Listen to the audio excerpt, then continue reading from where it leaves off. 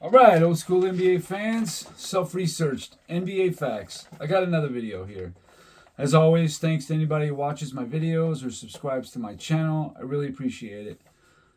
Um, I had somebody tell me that I'm becoming too biased. The thing is I grew up in Illinois.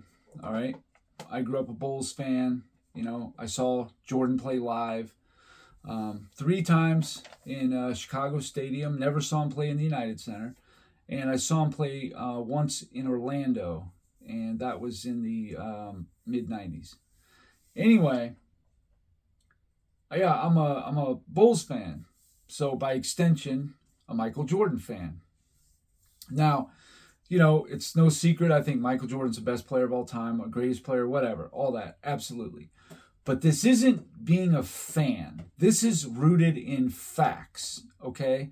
I have Bill Russell as the second best player of all time. I never saw Bill Russell play. All I can go on is film, by other people's opinions, statistics, what happened in big games, all that kind of thing.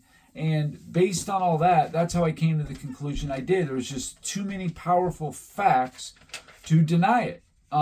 But I also did a criteria, 21 criteria I used to come to what my top 25 ranking was. And Bill Russell was number 2 based on those criteria. He scored really, really high. Kobe Bryant scored way higher than I would have put him. Olajuwon not quite as high as I would have put him. Wilt Chamberlain was a little higher, so on and so forth. But everything is based on facts. This isn't being a fanboy, nothing like that. Now, was Michael Jordan a perfect player? No, he wasn't. He was a great, well-rounded player. He had as close to a perfect as a career as you can get. As far as leading the league in stats or winning championships when he had the chance to do it, defending his home court, all those things, he's about as close as you're going to get. Same with Bill Russell. But there's no bias because I'm a fanboy, okay? That's like saying that,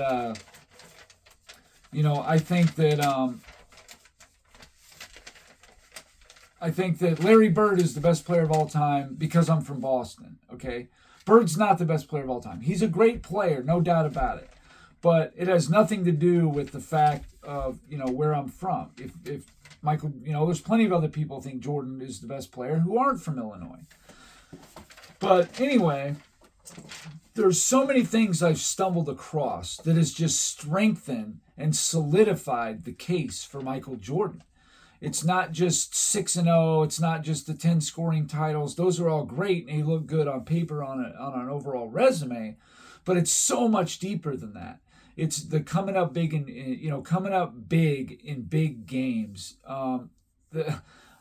That's just another one aspect. The well-roundedness, the defense, the offense, all that. Now, he did have flaws. Earlier in his career, he sometimes got lost in the team offensive concept. And most people point to Phil Jackson as the one that, basically put him in a better position to win team basketball. And I don't agree with that. I think it was Doug Collins. Believe it or not, I got Doug Collins as the coach that did that because I got to watch Jordan all the time. And I saw that, yeah, he had the ball in his hands a lot more, but, his assists went up and all that kind of thing. He was looking for other players to get them involved, to help him out because he was facing, such just an onslaught from especially the Detroit Pistons in those late 80s. He needed somebody else to emerge as a true second or even a third option. And there just really wasn't one until Pippen and Horace Grant came along, and it coincided with Phil Jackson taking over the team. But I'm of the belief that they were on the ascension to be the best team in the NBA, regardless of the coach. And Phil Jackson got all this credibility because of Michael Jordan and the Bulls. That's where it all started. And then, luckily, he gets to go to the Lakers while Kobe Bryant is on his way up to the closest thing we've seen to Michael Jordan. I just think it's, a little bit too much credit there. But anyway, that's my ramble. I'd probably give one about once a week, but off of that. Something that I was looking at, and I didn't really know this. This happens all the time. But I looked for one thing and I realized something else. But in the almost 80 years, well, actually, the 74 years that there has been an all-star game. Okay, there's been 1951 was the first all-star game, and I'm not talking ABA, just strictly NBA. From 1951 to 2024, that's 74 seasons. Now, there wasn't an all-star game in the 1999 season because it was a strike-shortened year. So it's 73, actually. Now, of the 73 champions that we had,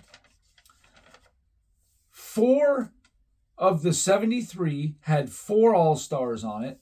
30 was the most common. 3 all-stars was the most common. That happened 30 times. That was the most common occurrence of winning a championship. 30 times you had 3 all-stars on your team that won it.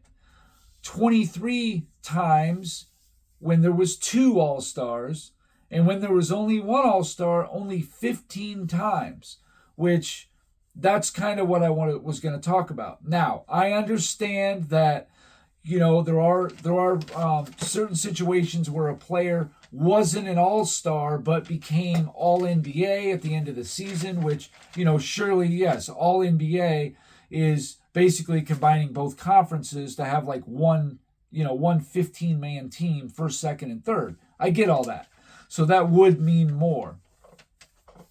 But in certain cases, too, maybe the player was injured in the first half that kind of took him out of contention to be an all-star. One thing comes right to mind is in 1998, John Stockton was not an all-star because he missed, I think, about 20 games that year, 15 to 20 games, something like that. And it happened in the first half. So it kind of took him out of contention to be an all-star. So had the Utah Jazz won it, then Karl Malone would have been the sole all-star. Okay? But I don't think Stockton made All-NBA anyway. 1998, Scottie Pippen missed literally half the season, so he wasn't an all-star because it was the first half. However, he did make All-NBA, and I'll never understand how he did it because he missed half the season. Even going by today's standards, you have to play 65 games. He never would have been All-NBA. But they voted him in. That's what happened. That's fine. But it also kind of affected things to have, your all-star, or actually in this case, an all-NBA and all-defensive caliber player to not be there all year. Luckily, it didn't affect them in the conference seeding, but it did affect them in the overall seeding. So if it would have went to a Game 7, it would have been in Utah, and I got to think it had Pippen been there all year, the Bulls would have had home court advantage, and that would have helped them out. But anyway, let's get into the 15 occurrences where the champion only had a single all-star. 1951, the Rochester Royals. The only all-star on the team was Bob Davies. He's in the Hall of Fame. I've looked into him. He was a good player. He didn't have, like many players back then, not a particularly long career, but very good player. I mean, they beat Minneapolis. What can you say?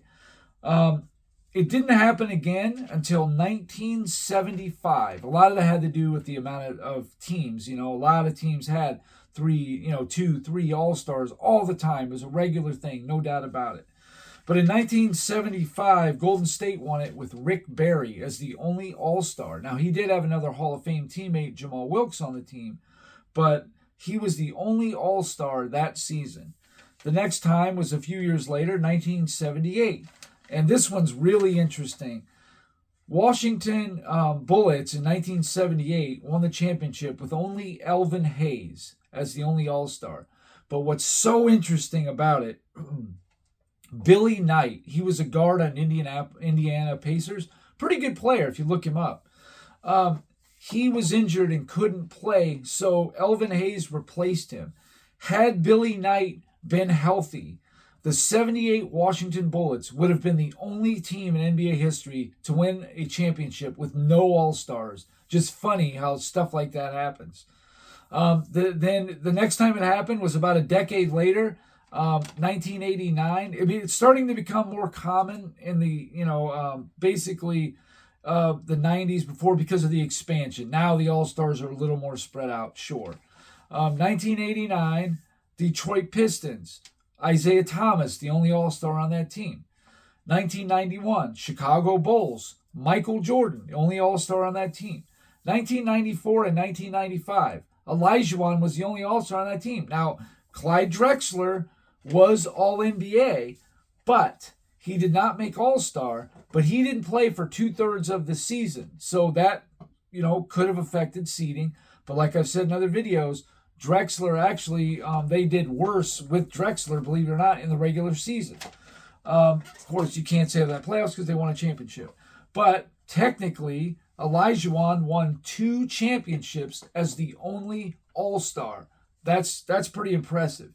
1998, just talking about it. Michael Jordan, the only All-Star on the Chicago Bulls. Now, yeah, Pippen was an All-Star caliber player. He was an All-NBA player, even though he did not deserve it in 98. I don't care what anybody says. But Jordan won 2 of them. 2 times he won without an All-Star, an All-Star teammate. But here's the thing about the 1991 one. He won that championship in 91 without an All-Star, but also without a player who had made All-NBA.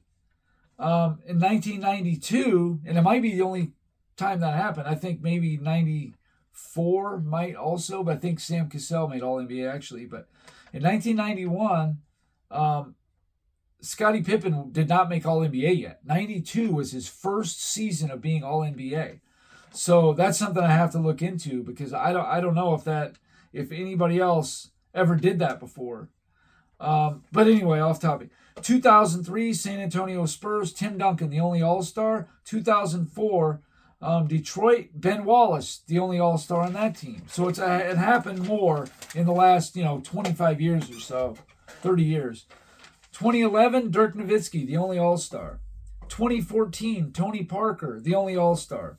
2016, LeBron James. 2021, Giannis. 2023, Nikola Jokic. Now, what I find interesting is the one All-Star thing. Who gave up championships? Who played the teams that won championships with one All-Star? 2023, Denver. Okay, yeah, Miami did, but there's a certain other media darling that lost to that team in 2023, Denver. Got swept in the Western Conference Finals, from what I remember. Only one All-Star on that team. How about 2014 San Antonio? Only one All-Star, Tony Parker. How about 2011? Dirk Nowitzki. Only one All-Star. There's 3 right there. And Jordan did lose to the 89 Pistons. And Kobe and Shaq lost in 03 to Tim Duncan. And also they lost in 04 to Ben Wallace. Those are teams that only had one All-Star.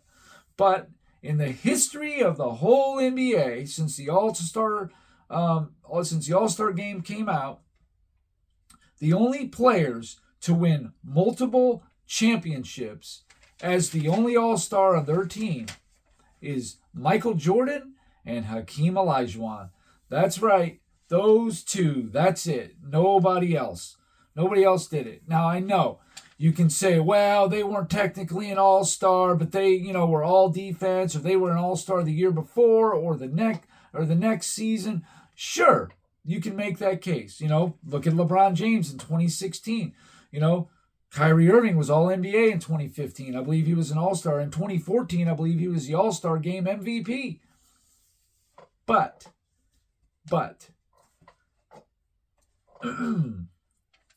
that particular season, they weren't. So LeBron James has one, absolutely. Giannis does, Nikola Jokic, Tony Parker, Dirk Nowitzki.